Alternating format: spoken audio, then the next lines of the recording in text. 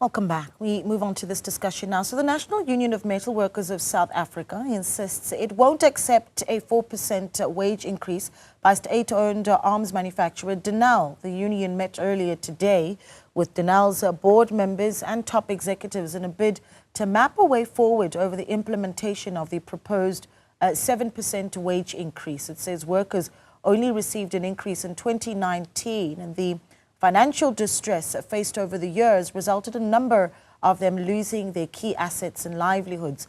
The meeting concluded with all parties agreeing to form a task team to find sustainable ways to fund the increase. The task team is set to meet next week on Friday. Numsa spokesperson Phakamile Hlubi-Majola joins us now for more. Phakamile, good evening to you. Thank you so much for joining us. I can imagine after what has been an incredibly long day for yourself and some of your own members. But I do want to start with emoting a little bit and hear just, you know, what you're hearing from your own members that are employed at Denel about the very challenges that they face and how these have impacted their own livelihood. Good evening, Nelly, and good evening to your viewers. Thank you so much for having me on the show.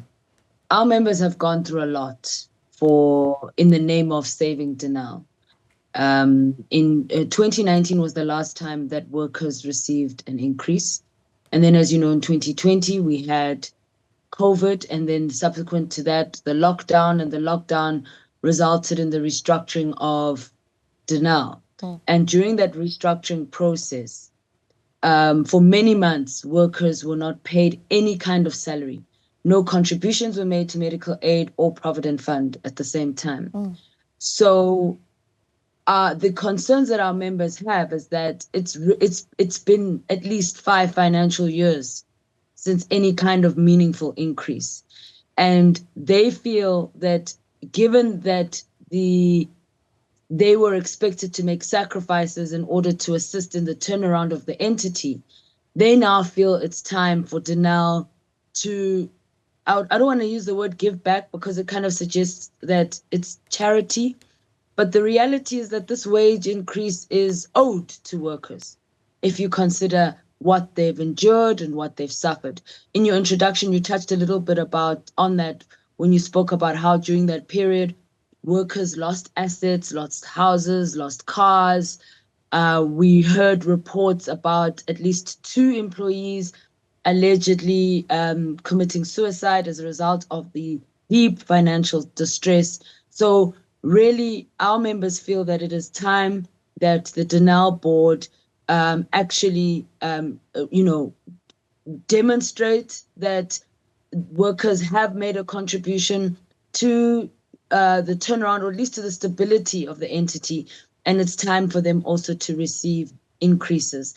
To go without wage increases for this long is extremely difficult, particularly if you consider the very high cost of living. Yeah, there is, of course, I mean, the question around the financial health of Denel and if it really can afford it. Perhaps you've got some ideas of then what should be done to put on the table. When you consider the fact that, and you talk about 5 years, the last increase being in 2019. You'd remember, of course, our viewers may remember that I think it was in 2020 when Denel simply was unable to pay salaries. I think that was May 2020. Denel unable to pay salaries. 2 years later, you had the order for Denel to pay 90 million rand in outstanding services. A year prior to that, that number sitting at 636 million in unpaid salaries. I mean, those are big numbers. The question becomes the sustainability of Denel and also the feasibility of the demands that are made by Numsa. So even as you sit across the negotiating table, how do you tackle that matter?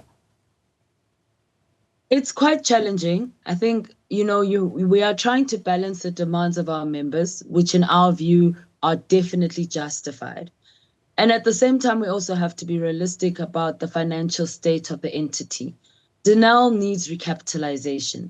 Yes, government did inject about 3 billion in 2022, if I'm not mistaken. And that money was supposed to assist in recapitalization. But my understanding is that Denel needs a lot more than what government has currently injected into it. this is a company that is actually not short of customers. It has quite a large order book. And if you consider what's happening in the geopolitical space at the moment, where there's a lot of conflicts raging, and Denel itself being an arms manufacturer, one can make an argument to say that Denel should be able to play a very meaningful role in that space, particularly at this time, that there are opportunities for that.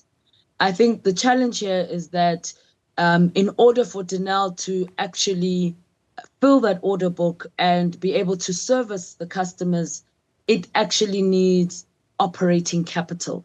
And that is where the problem seems to be. It does not seem to have the right level of operating capital to make it sustainable. And in our discussions with the board, the acting board chairperson, she did stress that for them as a board, they do not think that implementing a 7% increase is sustainable. They did say that they would be able to implement a 4% increase, which in fact they have already unilaterally imposed. I do think that your viewers, though, must also understand that the reason that we actually find ourselves in a situation where members are distressed and angry in the first place is because of the fact that prior to this 4% increase being imposed on them, the executives at Denel had presented to workers after a year-long negotiation that they could afford to implement a 7% increase. In their presentation, they gave the impression to workers that there was a budget to cover the 7% increase. So it was quite a shock when the board subsequently reversed that decision and implemented a 4% increase. But given that being the situation, we also have, in our engagement with the chair, we are at a point where we have to accept the reasons that are being given to us by the board in relation to the fact that they feel that the 7% would not be sustainable. As a union, of course, we definitely support the demands of our members, but at the same time, we would like those demands to be met in a way that does not collapse the entity in the process. So we are really trying to find each other on this, and that's why a decision was taken that we would form part of a task team, and that task team would actually look at how do we then practically fund this 3%, because effectively what we're now funding now is 3%, because 4% has been secured. We now need to be able to find the remaining 3% that will allow workers to actually achieve that 7% increase. Yeah, and that's going to take place as part of the outcomes of the meeting today. Those answers to be found as part of the work of a task team that is to be set up. What does the makeup of that task team look like? It's all the recognized unions at Denel. So Numsa, NUM, and Solidarity are part of that. And it also incorporates the board and executive management. Our meeting will be on the 27th of June. And the goal really will be to analyze the corporate turnaround strategy and figure out how to make that strategy viable so that that deficit of 3% can be met, and we'll be able to ensure that workers' wage demand of 7% is finally realized. Yeah, and we'll wait to see the outcomes of that meeting on the 27th of June. Some ideas being put on the table on how workers can get that 7% increase, the first that they would receive if they do get it since 2019. Thank you so much to Phakamile Hlubi-Majola, spokesperson there for Numsa.